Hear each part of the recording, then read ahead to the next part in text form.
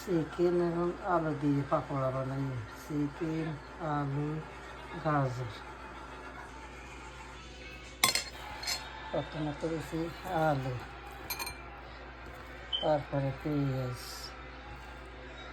Chicken, গাজর, ধনিয়া পাতা,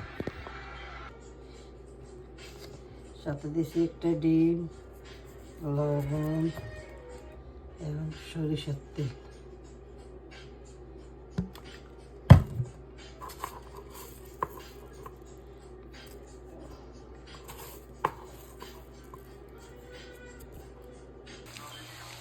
আলু, চিকেন, গাজর, সাথে একটা ডিম আর বেসন দিয়ে মিক্স করি চিকেন পাকোড়া বানাই।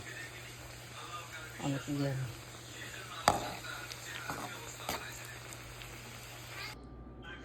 চিকেন, আলু, গাজর, ডিম এবং বেসন দিয়ে এইভাবে চিকেন পাকোড়া তৈরি করে নিই। অনেক ইয়ামি।